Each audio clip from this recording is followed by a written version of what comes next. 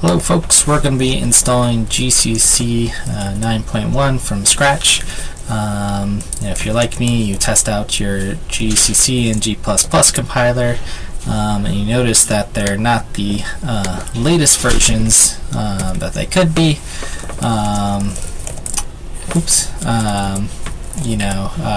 Usually you want the latest and greatest so you can play around with advanced features. So for example, my version of GCC and G++, I have C++ 17, which is great, but if I want to play with the latest and greatest features, I can't do that as of yet. But anyways, building source code from open source projects from scratch is a really good skill to have. So let's go ahead and dive into it. So you might try sudo apt get install GCC 9.1 or something. If you don't know the exact name, or maybe the package doesn't exist yet, it might not be available. At the time you watch this, maybe you'll get lucky and it is, or maybe just GCC9 will pull in the latest version, but you can't always count on that. So what you want to do is typically update your package manager, or have it run an update to grab the latest files that you need, and sort of update all the repositories. Upgrade things. I'm up to date already, but you might need to take a few minutes to run through that process, and then you're sort of all set. You have a clean system. Something that's also handy to do is to make sure you have all the essential build tools, things like make, for instance, that are needed. So that's where the build essential tools come in. Now, very likely, if you have been developing for a while, you have these tools, but it's still good to just check there. Okay, so what I'm going to do is cd into my home directory. So I've got a bunch of stuff here just to sort of work from, and I want to get the latest and greatest GCC compiler. So what I'm going to do is go ahead and go over to the GNU website here. Let me bring it into the screen for you. And you can see usually in the news, or navigate for the releases, the project, but I'm just sort of showing you how you would do this if there's a later version by the time you watch this video. So here's the mirror sites. I'm in the US currently, so I'm just going to choose one that's sort of nearby, and go ahead into releases. So you have all the versions here. Let's go to the latest 9.1, and copy this link here for the tar. That's where all the files are stored. Okay. So what I'm going to do next is I'm going to do wget, and then that URL, and that's going to download all the files for me. Okay, so I've already done this, so I'm going to cancel this. But if I do ls and then GCC, you'll see I have the tar files here. Okay, so tar files, we need to extract the files that have sort of been compressed together. So if you don't know how to do this, you can do the manual page for tar tool. It's an archive tool. Some of the options, you hit /-x, for instance, will show you that's extracting, and /-f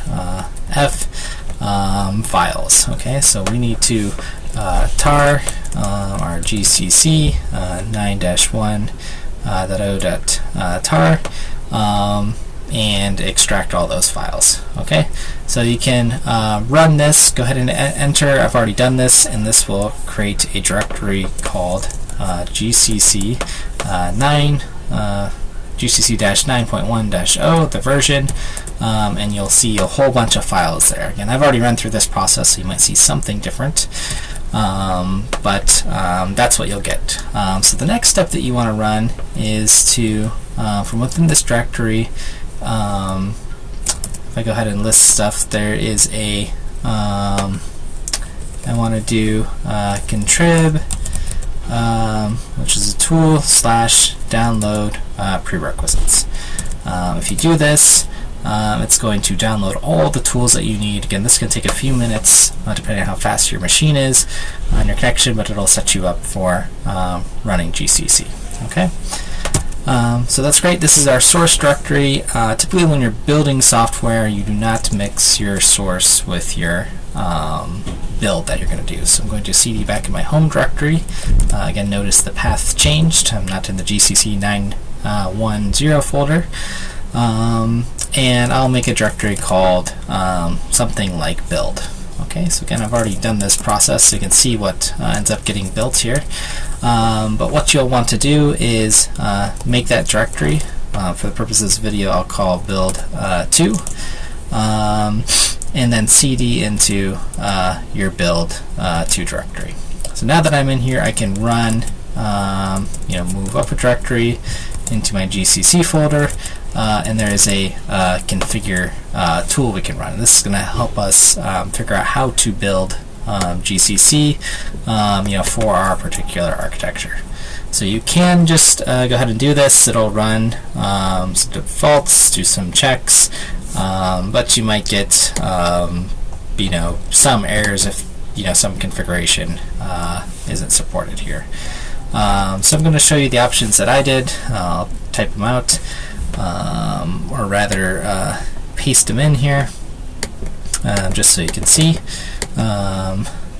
So I have GCC 9.1.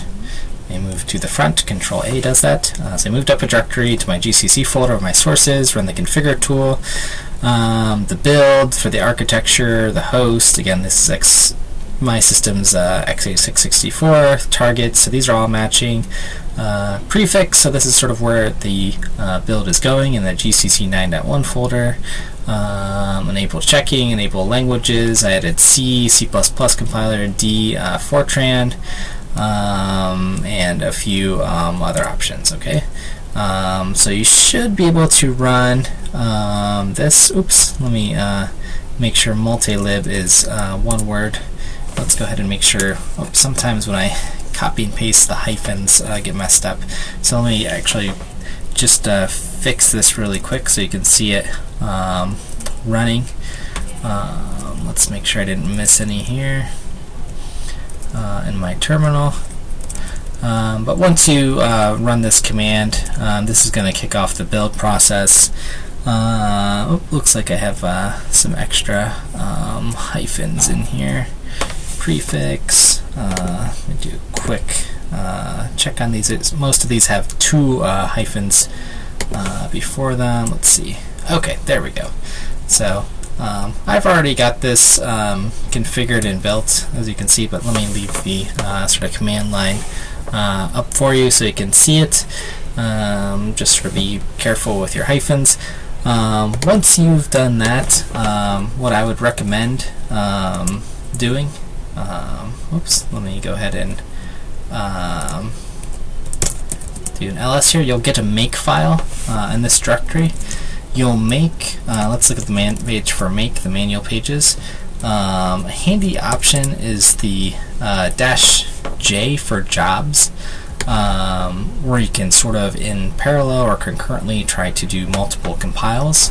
So usually make J8, so the number of cores you have is the appropriate thing to sort of kick off here. And that'll start building your software. So this might take a tiny bit of time here, so you can go ahead and grab a coffee or something. I'm going to actually cancel this build and just move into my other build folder, which has been completed. So if I do an ls here, let's run the GCC in the version here. Oops. cd into the GCC folder. Here it is. So there's a whole bunch of things in here, a whole bunch of tools that it built. Let's see if we can go ahead and just do just a few of them here. So here's some of the GCC tools, object files. Let's see. And then I'll just let me go ahead and back out of this directory and show what else was built here.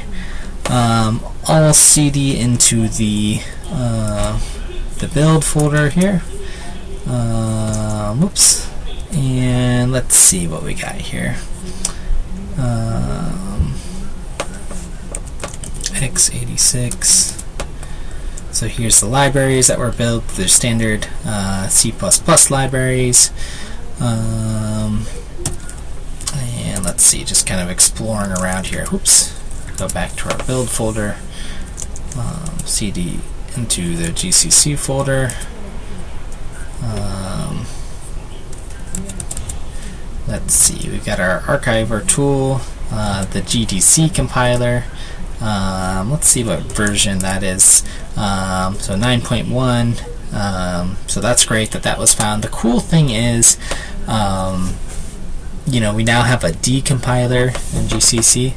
And oh, let me actually just find our GCC compiler. So we put it in the local GCC location in our user directory. So if I go ahead and look here in the bin, here's GCC 9.1. I can run it, no input files, but let's just take a look at the version to confirm that we have GCC version 9.1 there. Okay, so that's where it is. You could, in fact, move GCC elsewhere. I could have moved it into that build folder. A lot of other folks might also put it in their bash RC file. Depending on where you're at, you'll want to go to your home directory and manage this. So you could put on your path to export into your bash RC, so that you can just instead type in GCC 9-1 or whatever you like to just run it, if you don't want to memorize that path. But the common thing is you'll have a path like this, and then in makefiles set your compiler to this path here. Okay, so this is just a quick video on getting GCC up and running. It takes some time to build, but hopefully this was helpful in showing you a few tools that you can use to build software. Alright, that's it for now.